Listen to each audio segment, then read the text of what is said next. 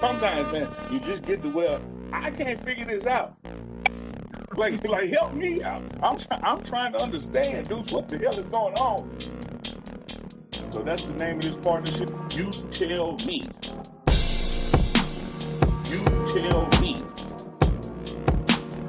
You tell me. You tell me. You tell me. You tell me.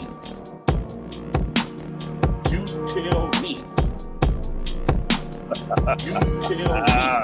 That beat be a vibe, baby. It be a vibe.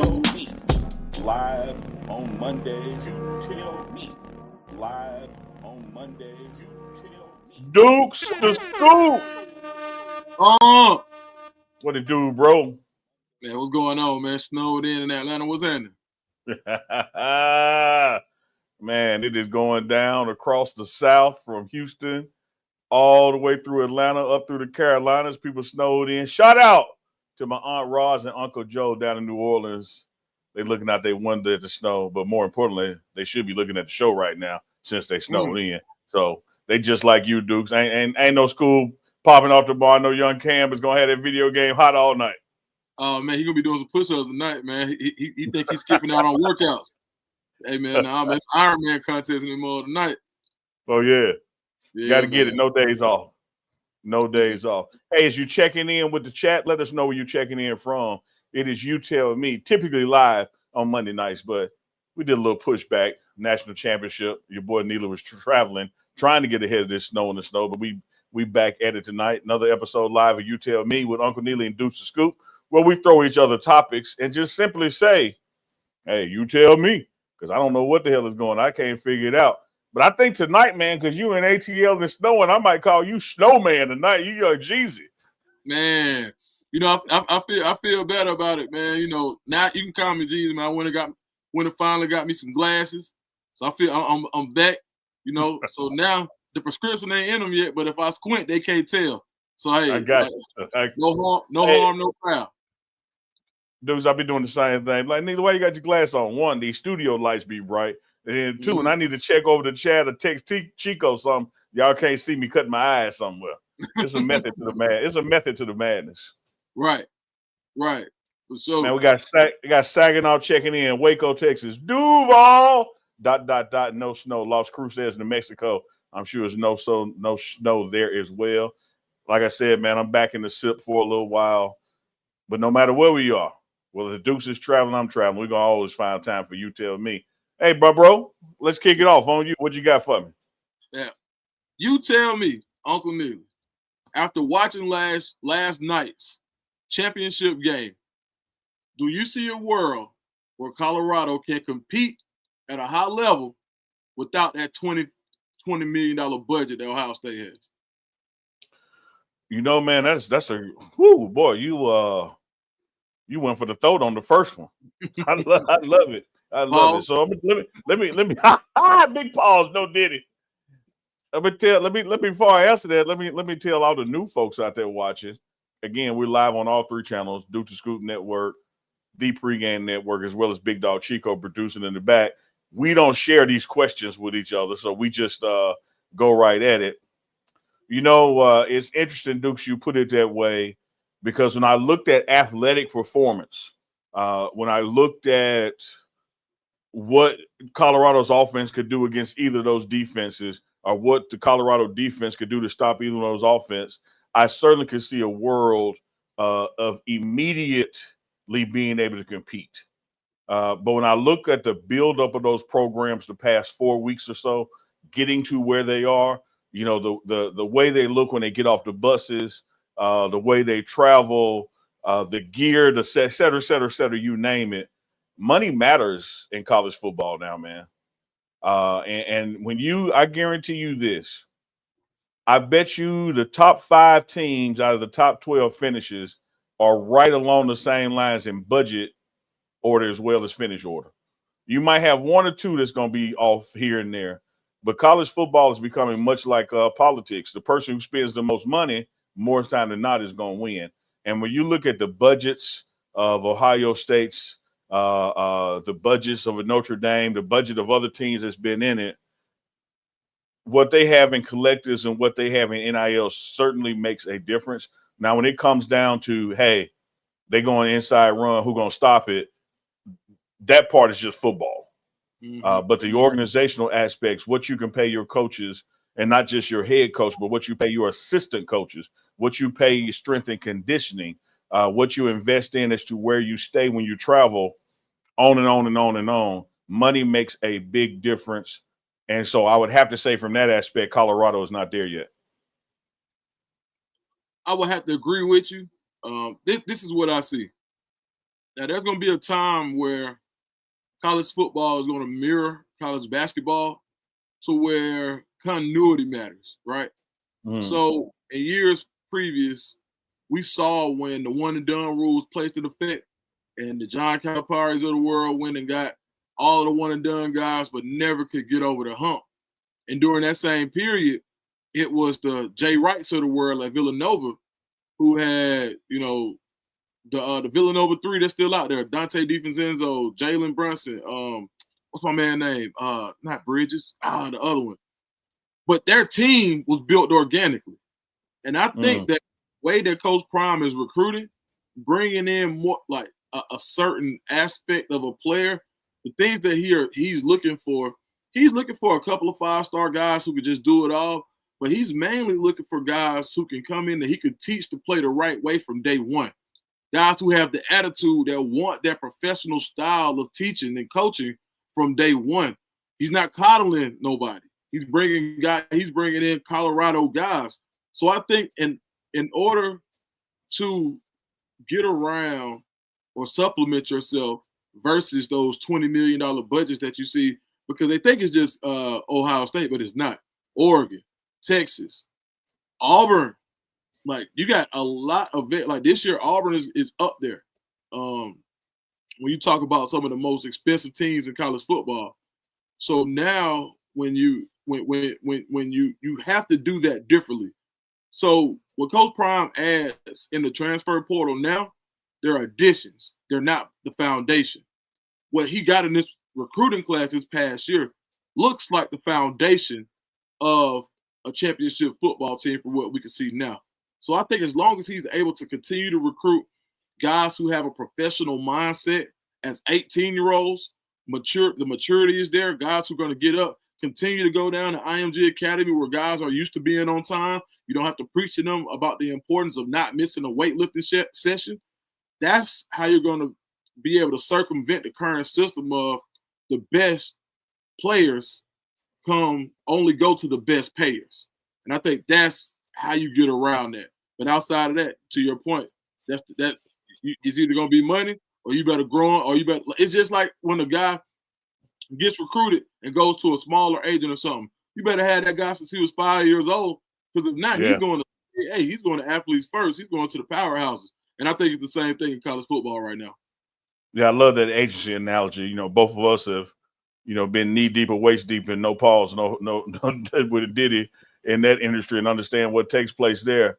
I like that, man. The players go to the payers. And I think that some people, like in this Colorado situation, are able to recruit differently because Coach Prime has articulated this time and time again. It's about the NFL, not the NIL. And so he's been able, to get some things and do some things that other coaches can't do because there's a delayed financial reward. Like, hey, come here. We may not have the NIL bread right now, but we're going to get you to the NFL bread, which is much bigger. But I think as time goes on, you're going to see the investment made. Let's just be frank about it. Before the arrival of Coach Prime, you had to go all the way back to the 90s, before Colorado was looked at as if it was a football school. And that's no shade. That just is what it is. And so now it is being redefined and becoming a football school. And with that will become investments. Everybody can't go everywhere, Dukes. Everybody can't go to SMU. Everybody can't go to Auburn. Everybody can't go to, I'm naming some money places, the Michigans and Ohio States. So there's going to still be great players out there, great enough for you to win the Big 12 and get into the CFP. And then your Jimmies and Joes, augmented by your X's and O's, can get you a W at that point. Absolutely. And I'm glad you said Michigan, because when you look at what Michigan just added, like they just got Ty Haywood from Alabama. Well, right now they said, they waited all year long and they were last or to near the bottom of the recruiting rankings in their conference based on where they should have been coming off a national championship. And they said at the end, they just said, all right, we got to get this bag right. And what happened when they got the bag right? Then the players started coming. Then you flip Bryce, the number one player in the country. Now you add a top five player in Ty Haywood, depending on what ranking you look at. Now you add those type of guys because you're coming with the bread. And I think that if you don't have the bread, like right now, I don't see Colorado positioned to compete at that level when it comes to just say, hey, come over here, we can give you the same thing they can give you. No, you got to come over here with a purpose because, hey, listen, same thing Kirby Smart did for you, is doing and still continues to do. Now he's not able to do it as much, but he was able to say what Nick Saban, you got the championship discount. Are you come here? We're gonna develop you. You're gonna go here. You're gonna go. There's more scouts here. We put 14 people in the league in 2021 in the NFL draft. This is what you get when you come to Georgia. It's okay to be a 5-star to come here and sit. Well, you have to put, like, now you have a little bit of proof of concept to say, you know what, Colorado went 9-3, and our roster wasn't as stacked as it will be in 2 years if guys like you continue to come. So I think there is a way going on. You competitive, but as far as the championship thing, you're gonna have to spend something, dog. There it is. There it is. I got one for you, and it's gonna stay in the lines of the championship game last night. Last night, the national championship was played between Notre Dame and Ohio State. Ohio State being victorious. You can look at the final score, and it looks closer than it was scoreboard-wise. But from a dominant standpoint, it really was not close. But I'm going in another direction with this. You tell me. In the words of JD from the Lynch Mob when it was at Ice Cube, you try to pay me off with a banana, but JD is blacker than the city of Atlanta. It gets no blacker than Atlanta, GA. Martin Luther King Day of Service, Martin Luther King holiday, and you had your first black head coach coaching in the national championship game. Of course, did not come up on the winning side of that, Dukes. What will it take? And maybe it's along the same lines, or will it even happen again? What do you see out there on the horizon when we're going to have not just one black coach, but maybe two, but more importantly, a black coach winner? You tell me, what does it take? One is going to take, that's a great question. It's going to take consistency, and it's going to take opportunity. A lot of times we have, and it's going to take patience in selecting jobs. So I always talk about African-American coaches. Sometimes as brothers, we're not used to getting these positions. So we take the first one available, which may not be the best job, instead of being patient and waiting until that job comes your way. For example, I know this is NFL, but this guy was just in college last year. Eric Bieniemy, Colorado great. He was sitting chilling. He was going to different interviews. They said, hey, he may not be interviewing the best, or it were all of this stuff came out. But regardless, what they couldn't take away from him was he was a repeat Super Bowl champion offensive coordinator. Yeah. Well, in order to get out of there, he goes to a sinking ship in Washington. No quarterback. Ron Rivera was on the hot seat, and he had a old school way of coaching, which didn't mesh with the guys. So he's out of a job there. Then doesn't wait. Goes straight to UCLA with Deshaun Foster, brand new coach. You lose no quarterback once again. You lose your quarterback to Oregon. Dante Moore leaves. You take that job, you don't do well. And now Eric Bieniemy is colder than grits left out right now, dog. And he was the hottest coach. He was the hottest African-American coach and one of the hottest coaches, period, 2 years ago. But by not being patient and taking the right job at the right time, he's now he damn near got to start over. So I think the first thing is you got to have guys that take the right jobs and are patient enough to wait. It's a lot of defensive coordinators and offensive coordinators right now who got to be patient so they get the right job and put their work in. Okay, cool. The next part of that is once you get the opportunity, to be consistent, to win consistently, and to be able to recruit consistently. When I think about guys who could potentially fulfill that, I look at Coach Prime and Fran Brown. Those are two guys who I think are well positioned, who have both at 9 wins this year. Both are going to recruit well. Both are going to be in competition every year to be near the top of their conference because they're not playing they're not in the Big Ten, they're not in the SEC, so they're not really going against those blue blood type programs. Every year, you're probably going to, Fran Brown is going to have to go through Clemson or Miami every year. And we saw what he did to Miami this year with a souped up team. People don't talk about Miami's roster. Miami's roster was approaching 18 to 20 million last year too. So you got Fran Brown, you got Coach Prime, who's in the Big 12. He's able to recruit with a national imprint, go up against all the blue bloods, and to be able to get that type of talent. And right now in year 2, they're both candidates. Well, excuse me, year 3 for Coach Prime, year 2 for Fran Brown. They're both candidates to win their conferences next year. So I think as long as we stay patient, as long as you stay consistent, and keep your nose clean. Those three. I love those responses, Dukes, and even that last one you ended with keep your nose clean. And what is amazing about that, because for me, for the you tell me on this portion of it, the biggest thing is opportunity, and it is just amazing how clean we have to keep our nose to get opportunity. So I want to go the opportunity route on it, because when you talk about what's happening in Colorado, what's happening in Syracuse, that's 2 out of 170. And so whereas you had Penn State right there about to go in, you had Notre Dame get in. It just seems like, man, if not them and now, when is this going to realistically happen, where you have a black head coach coaching in the national championship and then going on to win it? And to me, that does start with opportunity. And then let's be clear, it's not on us to give the opportunities. We are not the majority by any stretch of the imagination amongst ADs in the Power Four, amongst boosters and board of regents in the Power Four. So it comes to someone not looking like you, to recognize what you bring to the table and give an opportunity, because they know what the success means. And this is like a global 30,000 foot view.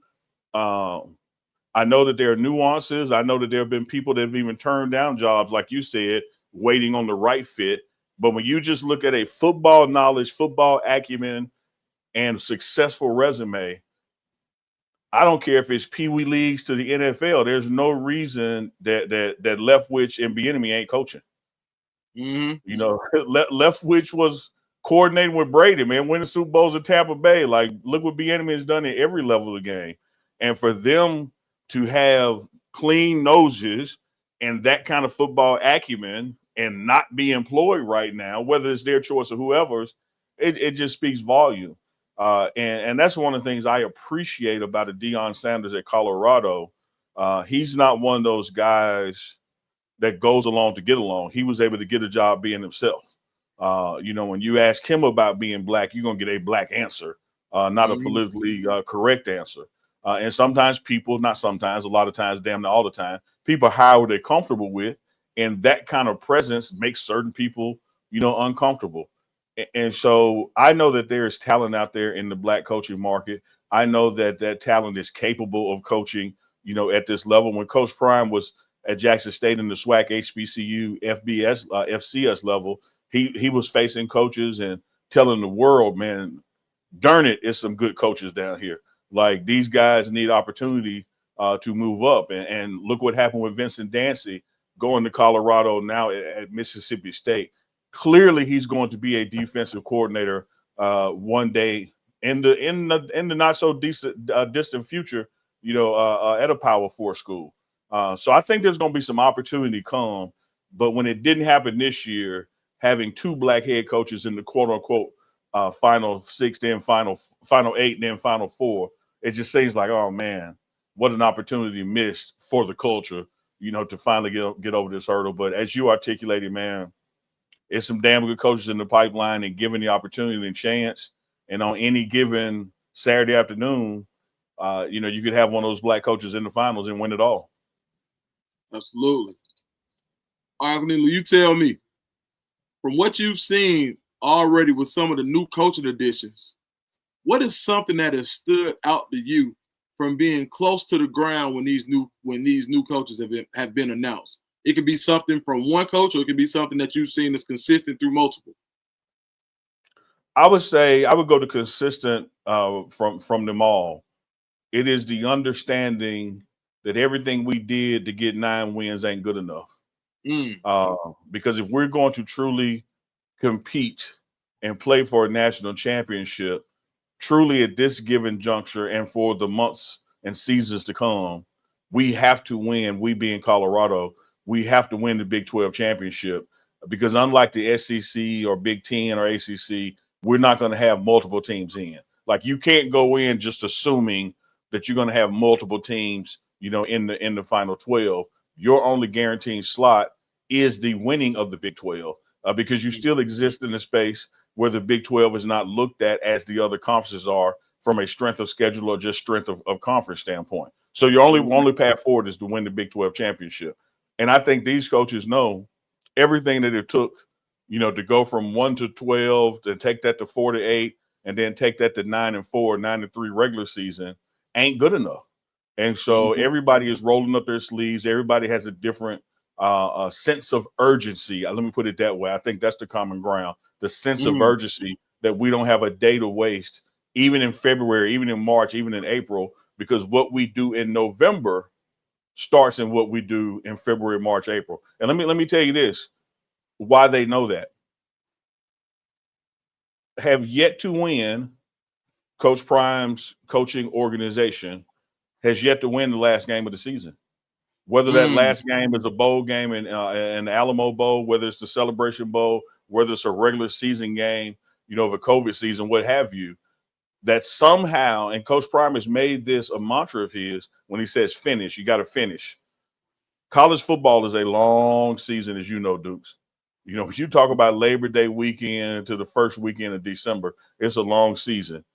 But these teams have to be built, have to be organized, have to be conditioned mentally and physically. And even the coaching staff with their playbooks have to be diverse enough throughout the season that you can win in December and finish and win your last game. So I'm going to say across the board, sense of urgency amongst these coaches, what I see and feel most. How about you? I would say what stood out to me. So I'm gonna go with what stood out so far from what I've seen, and this is some what I saw from like Well Off Media. Shout out to Bucky. Seeing the attitude that Coach Swayze has when he teaches. Now, there's time to motivate. There's a time to teach. So we've seen that Coach Swayze can be that motivator, that fiery guy who can get you ready. Came in on fire. But to see the way that he was teaching Shiloh during draft prep, that's what I was looking for. With this new age of athlete that we have, one, it's refreshing to see coaches who can, one, hold you without yelling. And there are going to be times that it's a time and a place for everything. But I think that we know, like, as far as parents and mentors, that there's a time and place for everything. You got some coaches who only got one speed, one setting on their volume. But to see how Coach Swayze can literally switch it up based on what's needed at the time, I think that's so important for what you are bringing in. And when literally the lifeblood of your program is recruited. And the transfer portal, as we know, is a mixed bag. Every year you might get some, you might not. But what you bring in out of high school is usually what stays with you. And those are the guys that, Coach Prime said he takes a lower level out of high school because he wants to keep his guys. He wants to make sure that he nails those recruitments. So I think by having a guy who can relate, and the next most important thing, I think, after recruiting when it comes to building a program is strength and conditioning. So by being able to have a strength and conditioning coach who can, like they say, get you one who can do both. You got some strength and conditioning guys who all they do is just talk, in a calm tone. Then you got some guys that all they do is yell. They jacked up and they running out of 30-degree weather with their shirt off and all that type of stuff. Well, I think Coach Swayze has already proven through the looks that we've seen from Reach the People Media, from the Pregame Network, from Well Off, that he's somebody who can do both. And I think that's what stood out to me so far about the new hires. It's something I'm looking forward to see manifest on the football field this coming fall.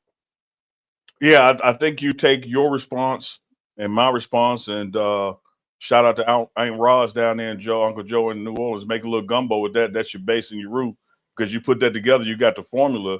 Because again, you got to be able to win the last game. Like I don't care if it's the Big 12 championship or the national championship. You can't reach your goals in college football without winning the last game of the season.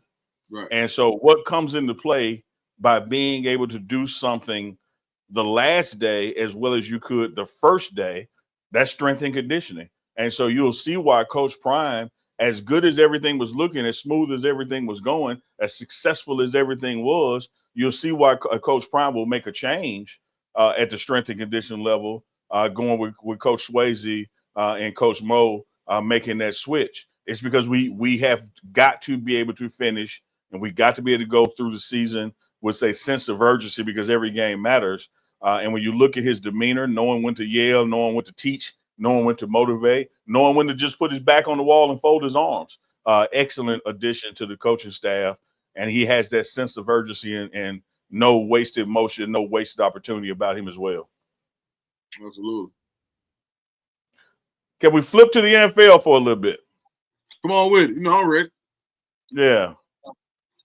So I know it's you tell me, and we'll get to some Super Bowl predictions. But before we even get to the Final Four, I want to start with those divisional games. And you tell me directed at Baltimore. You tell me, how much of this is on Lamar and how much of this is on the coaching? I'm going to say 50-50. And the reason I say 50-50 is because I heard Lamar take accountability. Lamar knows that those turnovers were tough. You can't turn the ball over twice. Now, this is what I also say. I just came from outside in that snow. I'm carrying a grocery bag. I couldn't imagine holding a football and trying to throw it with a 250, 60-pound Von Miller tracking me down. So, with that being said, I do empathize with the situation, but also Josh Allen also had to play in that. So, now, the reason I say 50-50 is because even though it was on the coaching and it was on Lamar and all of that, Lamar still did enough to win. And to be honest, the coaching did enough to win. That last play call, they called it. That's the exact same play call they called 2 years ago. Was it 2 years ago against Pittsburgh in the flat? And that time, the first time Lamar maybe overthrew it just a tad. This time they ran it. That ball was on the money. Perfect. And you got to hold on to the ball, Mark Andrews. And I'm not the type of person just to put a whole game on somebody. But Mark Andrews, so when you look at the amount of opportunities Lamar Jackson had to turn the ball over, in comparison to the amount of opportunities Mark Andrews had to make a turnover ball or a play that resulted in a turnover, because dropping that pass basically resulted in giving the ball back. Yeah.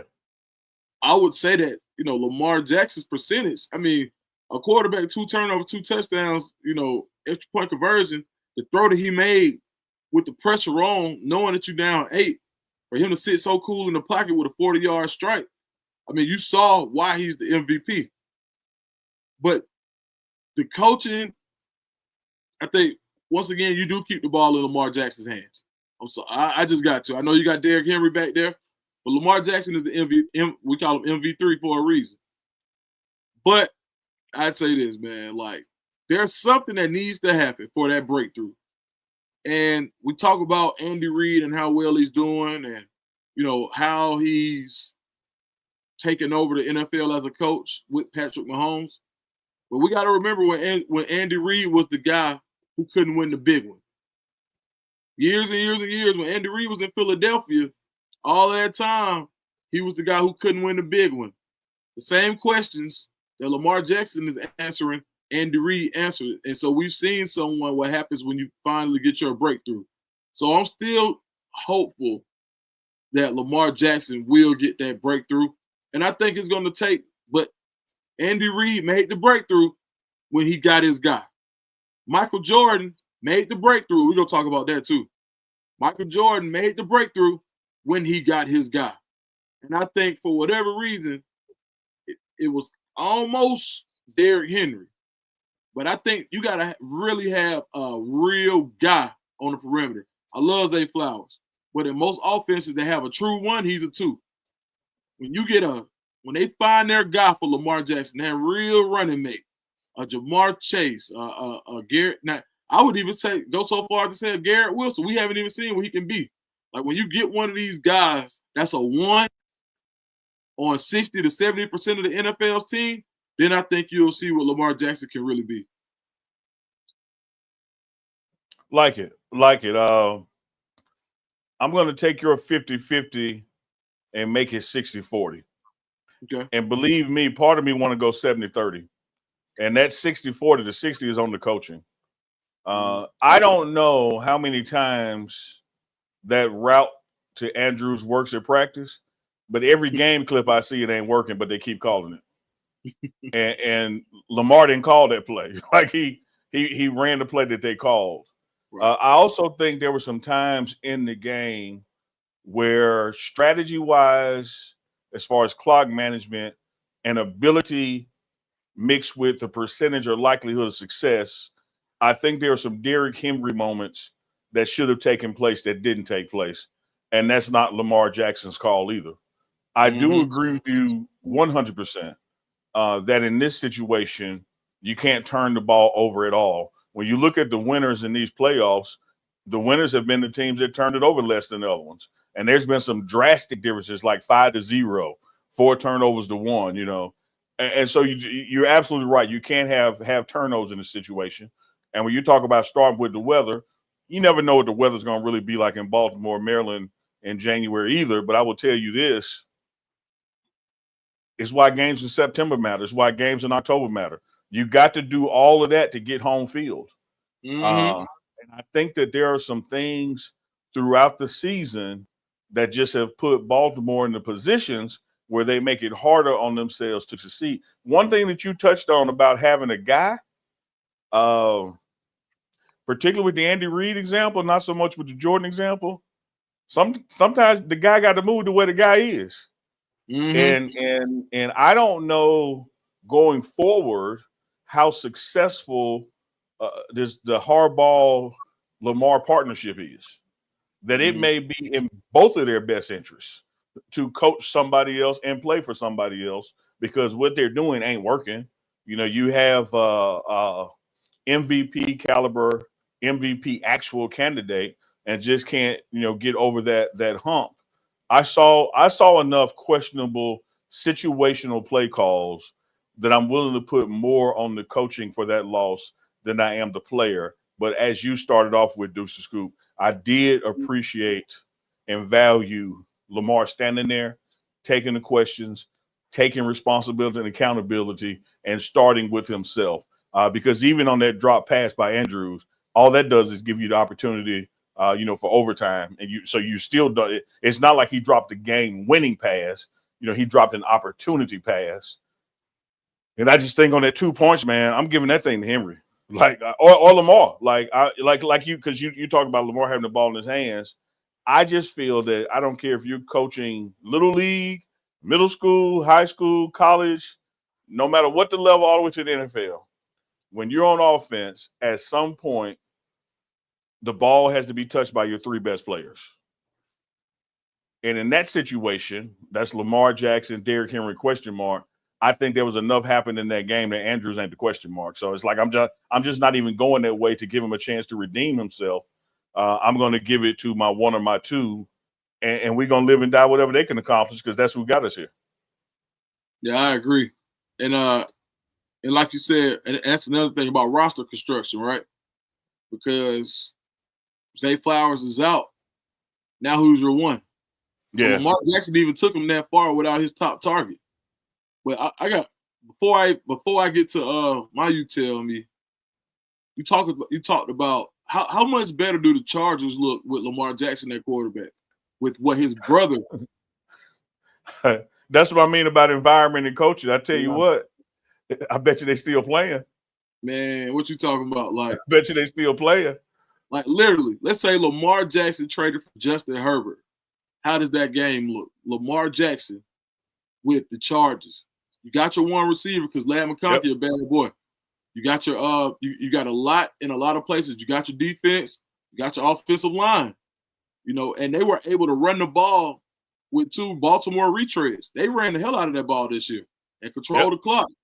So, I mean, like you said, now I'm thinking, I'm like, hey, Baltimore has a great team, but Lamar with the fresh set of, you know, with the new zip code could be a cheat code for him in unlocking his true potential. So, yeah, maybe that relationship has ran its course, but we'll see going forward. Yeah, I love it. I love it. Because sometimes, man, all it takes is a move. Like you know that. I know that. Our sports eyes know that. Like you look at the trajectory of people's success when they were somewhere compared to when they packed their bags and went somewhere else. All they did was change the environment and things went up. And I'm just looking at what this partnership has produced there, and it may have just hit the pinnacle. You know, I think schematically some things could be different. I think organizationally some things could be different. Because how many times we're gonna be right there and just say, okay, we were just right there again. Move around, like the young folks say. Move around. All right, you tell me. Right now, is there anyone left in the playoffs that can beat Pat Mahomes and the Chiefs? Here's the issue with beating Pat Mahomes and the Chiefs. And to me, it's one of the key reasons why the Chiefs continue to set records on having the most wins by 1 score or less. You got to play perfect to beat them. One, they don't make a lot of costly mistakes. You know, they don't turn the ball over a lot. They don't do situationally dumb things, you know, where it's 3rd and 5 and they hop off sides, or it's 3rd and 14 and they get a rough in the pass. They don't do a lot of things to hurt themselves. They take care of the ball and they're patient in their offense and they're very aggressive in their defense. When you look at these other teams that are out there left, I'm looking at the Eagles and I'm looking at the Bills and I'm saying that the Chiefs have been there, done that mentality, right? Like we have overcome and slayed those kind of dragons before. I'm gonna go with the X factor, the unknown. If that damn rookie out of Washington get hot and get going, you don't have enough body of work and film and prep. Like you don't know what he's gonna do. Like even with a full season of film under your belt, every situation he does something different, pulling a rabbit out of his hat. Every situation he makes those around him that much better. I think if there's anybody left that can truly do it to keep them from a three-peat, man, I if I was a betting man, I would lay 100 on the Commanders before I did the Eagles or the Bills. I agree, 1,000%. I always say this: sometimes you get guys that don't know no better, right? They don't know they ball, and they just doing what they know to be true. Like they don't know they supposed to be scared. It ain't nothing like that young team that come. We playing pickup basketball. It ain't nothing like that team of high schools that come in there with them grown men, and they out there just hoop because they don't know how good you used to be in high school. They just know who in front of them, and I gotta bust his tail. And I think it's the same thing. Pause. I think it's the same thing with you don't get me no more. Okay, I was right there. we busted tails now. Okay. It's the same thing when it comes to Jaden Daniels, man. For him to be able to play the ways that in the manner that he's played, and then it comes out that his pre-draft process, he wanted to go to teams that had virtual reality so he could watch defenses in faster motion or in faster time than he would actually have on, I think it was like 1.75, almost double time, the play speed. So he would feel comfortable in making decisions. So everything that he saw in real time would be slow to him. Yeah. And if you watch him play, that's how it looks. So he's not afraid. Even when they hit him hard pause. When man, you don't want to hear. I was just going to say when they deliver blows, man, bro. I got, hey man, Uncle Neely, man, you got me so paranoid. But when they tackle him with force, when they like they did in the SEC, and people were worried about, could he, what? Forget it. Could he stand up to the beating that he was taking? Right. Absolutely. He was able to show and prove that he has been because he's prepared himself. So when it comes down to somebody who can beat the Chiefs, I am right there along the line with you. And I think that if anybody left, it's Jaden Daniels because he don't know he's supposed to be scared of the Chiefs. You may experience this when Cam was a little boy. Mm-hmm. Walk outside, see a snake, try to pick it up because he don't know it's a snake. There we go. Yep. Yeah, like he hadn't learned to be afraid of it. Mm-hmm. It's shining, it's slithering, it's moving fast. Oh, I want it. Ain't thinking like with adult mindset. And to me, that's like the Commanders continue to play weekend after weekend with a house money mentality. It's like, dog, what can we lose? Like we got nothing to lose here. And unlike their friends across town, the Ravens, I think sometimes their coaching staff, and you saw this for about a 2-minute period in Ryan Day last night. You saw, oh shit, it's finna happen again. Mm-hmm. And they start coaching from a oh shit standpoint versus, man, bump that, man, run that thing on them dudes. Do what we got here. And so you don't see like the Commanders fall into the trap of beating themselves. They just keep applying that pressure because they don't know no better. Like they don't have football 101 handbook. They don't threw that out. Mm-hmm. It's, hey man, do what you feel like doing. You want to fake it, you want to go for it. You want to QB draw. You want to hand it off. It's so wide open you can't prepare for it. But again, I say to me, Chiefs are the favorite. To beat the man, you gotta beat the man. They ain't going for a 3-peat for nothing. And you just have to damn near play perfect ball to match them because they don't give games away. Man, you know what? It's funny you said that. So to beat a man, you got to beat the man. My man, Ric Flair, wrestling analogy. How many? And I can't tell you how many times I was a kid in Atlanta watching WCW or NWA free on TBS because we got that free. You ain't had cable. We watched everything on Channel 17 because it was free in Atlanta. So we watched all the rest. Yep, we watched that TBS, and I can't tell you how many times I was ready for him to lose the title, but every time, whether they cheated, whether he came up with a clutch move at the end, whether somebody else beat themselves because, his antics made them wild out, right? He always won. And that's how the Chiefs feel this year. Like, it feels like they find a way every time. Whether they got to cheat, whether somebody beats themselves, right? We've seen it that way too. Remember, first game of the season, Isaiah Likely has on the wrong color cleat. If he would have had on white cleats, he would have been in. You wouldn't have been able to see the split. Absolutely. That's been the whole season for the Chiefs. So that's why it's going to be hard for me to bet against them guys. Yeah, absolutely. Shout out, as I did earlier, to my Aunt Roz. I got my phone to the side and then my text window will pop up. Shout out to Aunt Roz asking me about how to subscribe while we all live. You gotta love your family, dog. You gotta love your family. And again, shout out to everybody that's dealing with this snowstorm. I know it looked pretty, but it ain't pretty for everybody to deal with. I mean, you're talking about from Houston through the Gulf Coast, Alabama, up through Atlanta, all the way to the Carolinas. Snow every damn well. It missed Jackson. Somebody said life in Jackson so bad it snowed that he want to come here. Dukes, I was supposed to be flying home today, but I moved up a day early trying to, because I know how southern cities, it's difficult for us to deal with snow. So I said, let me go a day or beat it. Man, It's been sun. Now it's cold in Jackson. Don't get me wrong, but it's been sun. Ain't been no water, snow nowhere. They said, man, snow don't even want to come to Jackson. Oh man, that's good. Don't give a damn. Said it's snowing in Florida as well. I didn't know it's snowing there also.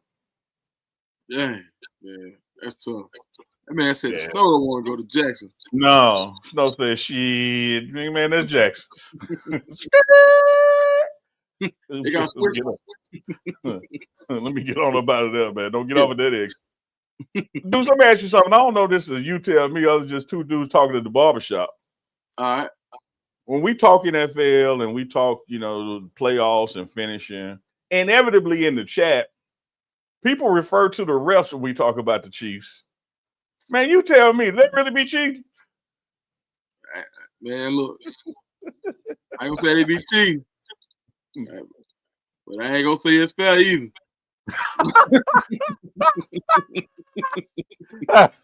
I like that. Man, that need to be on the shirt. I ain't gonna say they cheat, but I ain't gonna say it's fair either. It's consistent. You ever see like a kid that every time they do something, I ain't do nothing, but every time somebody in trouble, they right there in the mix. It's the same thing with the refs. Eventually, you're gonna start to say, "No, them kids just bad." I ain't do nothing. They was just messing with me, and I just defended myself. I ain't do nothing. The teacher don't like me. I ain't do nothing. The teacher ain't do this. The Chiefs, no, we ain't cheat. The refs just called it this way. No, we ain't cheat. That man really was out of bounds. No, we ain't cheat. It was intentional. It wasn't intentional grounding. After a while, you gonna say, "Man, them folks cheating, man." Like, so I don't know. It's a meme that's going around with the referees and Kansas City Chief colors. Man, please. I like the meme where they doing the jersey swap at the end. The ref is giving them the zebra shirt. but I'm gonna tell you now. Let me tell you that you tell me from my standpoint. I grew up watching basketball, and I can remember when calls appeared to go Jordan's way. And when calls couldn't go his way, I can remember when certain rules were changed to make it favorable to his style of play, because that's what put asses in the seats and that's what put eyeballs on TV. So I get that. I can remember, as we all can, when Brady seemed to get favorable calls his way. When a call could have gone either way, it seemed to go his way more times than not. But I think when you step back and just put the data out and look at right calls, wrong calls, this team, that team, I don't think it's as skewed enough as people think in their heads it is. Like, I don't think you got a group of guys out there that they come out the refs locker room and they hate the Falcons so much that they just finna make up calls on the Falcons as much as it is the Falcons. Or you could put the Cowboys, my team. No, it's your play, dog. You lost the game because of your play. Mm-hmm. There's enough technology now where the refs can be, their human error can be taken out of it. And I do think from a strategic standpoint, as your team gets ready, you know what crew is calling your game, and you even have information on how tight these crews call game versus another crew. You do that in basketball as well.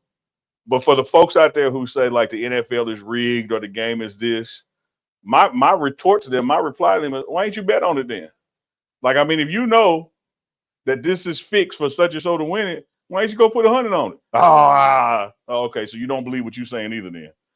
Just, because at the end of the day, man, it's blocking and tackling, dog. Whichever team blocked the best, whichever team tackled the best, whichever team turned it over the least, that's who's going to win.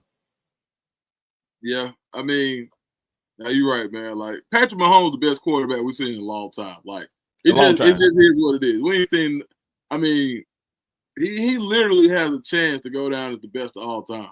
Like, we don't like, and that's hard to say. Okay, you tell me, who's the best quarterback of all time? Oh man, let me preface that, dog. Mm-hmm. Because a lot of times people are best, and we talked about this, because of their situation and environment. I don't know if Joe Montana and Steve Young are really amongst the best if they didn't have Jerry Rice. But I do know, having seen Jerry Rice at Valley State, no matter where the hell he was going to be the best. Like environment didn't impact his greatness. You know, he was great wherever he went. So when I look at the totality of it, and I try to take away like the measurements of Super Bowls out of it, because you look at what a Jim Kelly did in Buffalo, going to the Super Bowl 4 times in a damn row, 4 AFC championships in a damn row. He's totally forgotten about because they didn't win. Dan Marino didn't get one. There's a lot of greats out there, but dog, how do we argue against it being either Tom Brady or Peyton Manning for me? Like it's, and I wouldn't be mad if somebody say Brady. I would be mad if somebody say Peyton. But there's so many other people out there with like different skill sets that brought so much other stuff to the table and did, quote unquote, more with less. But that ain't what you asked me. I got to go Brady over Manning. But Manning right there, though. Okay.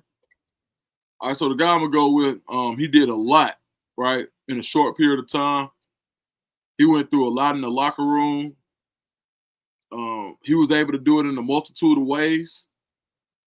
When you talk about getting his opportunity and really taking over when nobody was expecting him to, being coached by one of the greatest of all time, somebody who like just multi-talented, and once he won that locker room, you saw a difference in that team, and he just never looked back.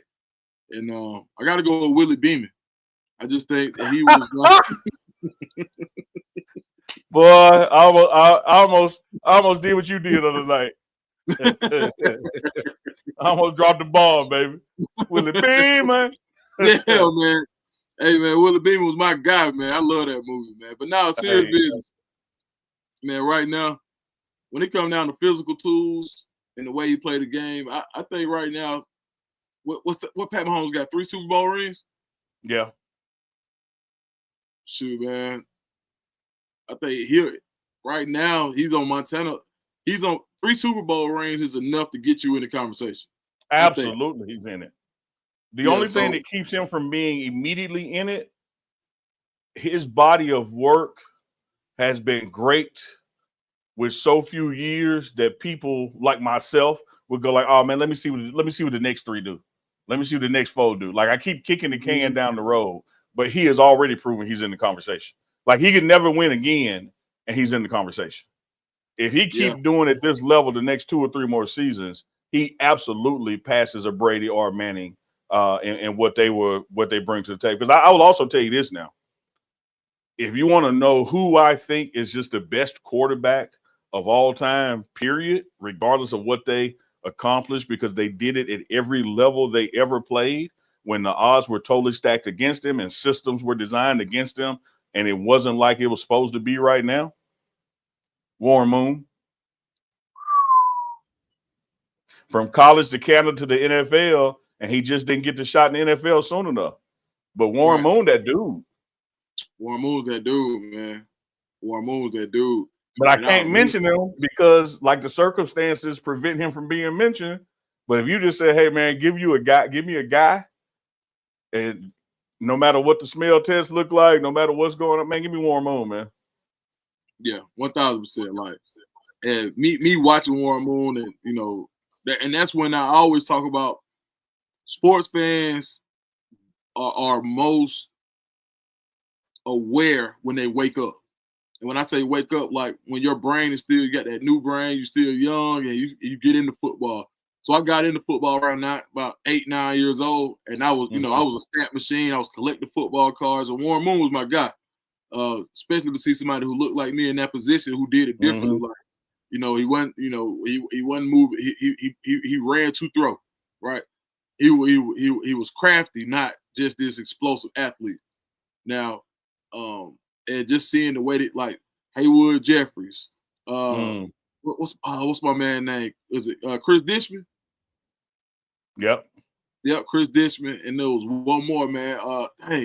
Haywood Jeffries, Chris Dishman, they had one more in that trio. But yeah, just watching how he distributed the ball, man, he was like a point guard almost. Like, and every play was like a fast break. So Yeah, he's definitely one of mine. But yeah, right now I just feel like Pat Mahomes athletically. Now let's just say you take everything, put everything in a vacuum, and you say, all right, we're gonna build a quarterback. I think that there's for everybody that we name, Pat Mahomes is the only one who can at least get with everybody. Like he could get with the mobile quarterback. If Pat Mahomes couldn't run, he could be mobile enough. He the way he hurts you with his feet, he is like the way he throws the ball. First of all, we talk about arm strength. Like he's the 99. Like Yep. he got John Elway's arm strength.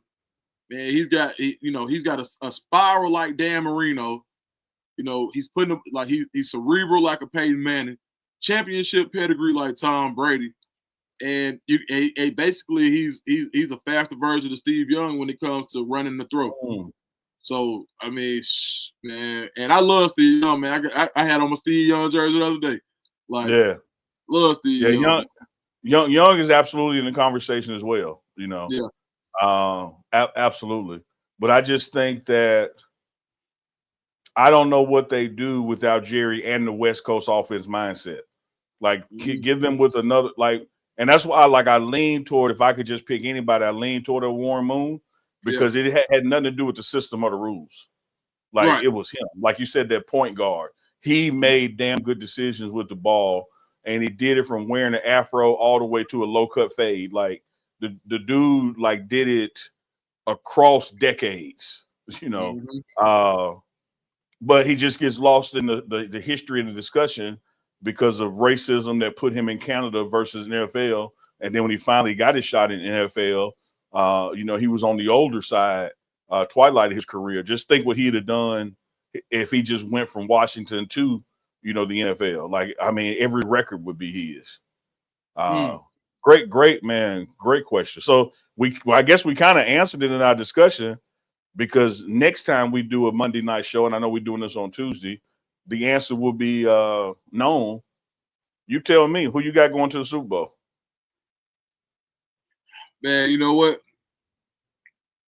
I'm gonna go Chiefs. And I'm gonna go Commanders. I just think, for whatever reason, man, I just think like when we talk about, I don't know why, but it's something special about that boy JD5, man. Like I just think that, I don't know, man. He just don't know enough.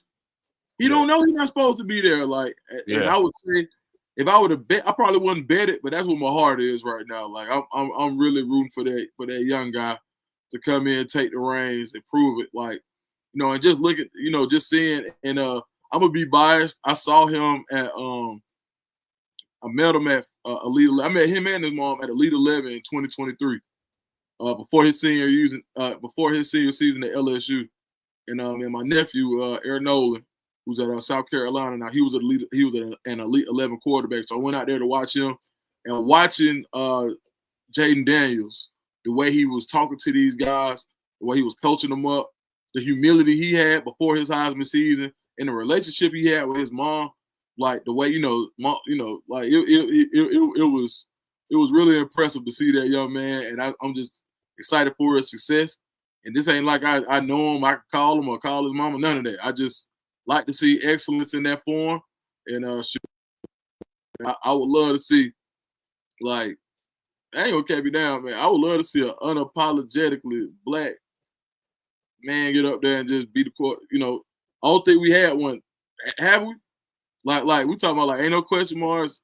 No, not since Doug Williams. Not since Doug Williams. Boom. So yeah, wow, not since Doug Williams. Yeah, maybe DC, Chocolate City. Yeah. Man. Yeah, man. Go JD5, man. You know, when you were describing some of those, this dude with the memes, when you were describing some of those attributes of the quarterback, I was like, man, he describing Mama or the quarterback, because there's a lot of folks who pull up on camp just to look at Mama too, because it's elite. But I tell you, man, I'm with you on the Chiefs, right? Because I do think they're just unapologetically, they're the best team in the NFL right now and have been for a while. And then when it comes down to the Eagles and the Commanders, for all the reasons you articulate, I'm going with the Commanders. But let me tell you why I'm not going with the Eagles. I mean, I'm a diehard Dallas Cowboy fan. It's hard enough to pull for either one of them out the NFC East. So I got to pull for who I hate the least, and for who my heart wants to go for. And so that's Jalen Daniels, because when you look at what he went through, how his former team in AZ did him when he transferred, went to LSU, got the Heisman. It's amazing how, again, environments come up. You know, how somebody can be a wash or a bust in one location and move somewhere else, and all of a sudden they're the best thing ever. You saw that last night where Ohio State, you know, won the national championship, but it was just a few years ago. Joe Burrows was there on the bench and went to LSU, wins the national championship and a Heisman. This guy transfers, you know, wins a Heisman. Hell, Travis transfers and wins a Heisman. So I'm pulling. I think it'll be the Chiefs and the Commanders in the Super Bowl, and then next show we got time to pick who we think will win that. But that's I'm with you for all the reasons you stated on the Commanders. For sure, man. Like now we locked in, man. So when it comes to you tell me, man, the unanimous you tell me pick for the Super Bowl is Chiefs Commanders. That's gonna be fun too. Yeah. Like DC in New Orleans for the Super Bowl is gonna be fun itself. Chocolate on chocolate, baby. Man, bounce and house music, please. The bounce house, yeah, I like that. Let's get a little go-go down there. Yeah, man. Speaking of go-go, I just looked down at my ankles, boy. I'm ashes. I don't know what. I look like Ashy Larry down here. Ankle cap you down, man. Oh man, I can't think of a time I put lotion on my feet, man. I'm sorry. Like, it's not a priority in my life either. Yeah. Shout out to my Aunt Roz, who figured out how to get in the chat. Speaking of New Orleans and Super Bowl, she finally figured out how to get in the chat. We appreciate Big Dog Chico producing in the background. I think I heard the sound man a couple times. I think a button got away from him or something.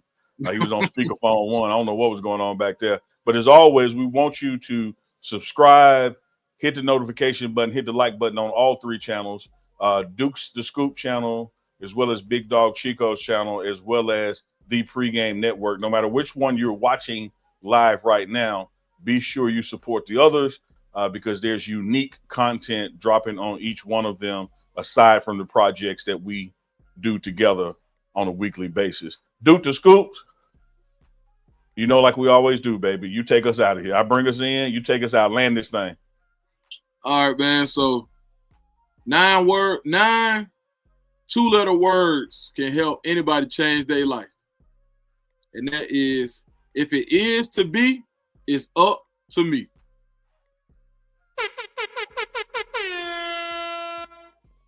If it is to be, it's up to me.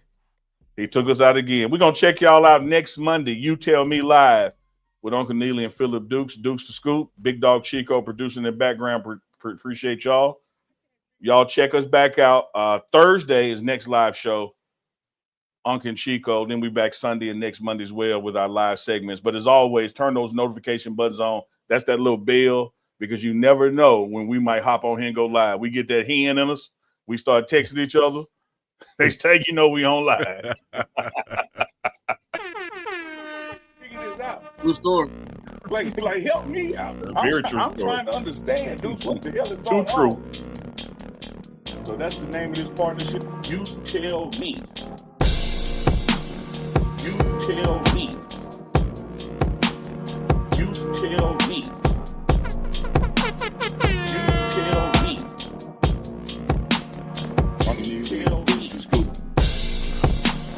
You tell me. Oh. You tell me. You tell me. Live on Mondays. You tell me. Live on Mondays. You tell me. Live on Mondays. You tell me. Live.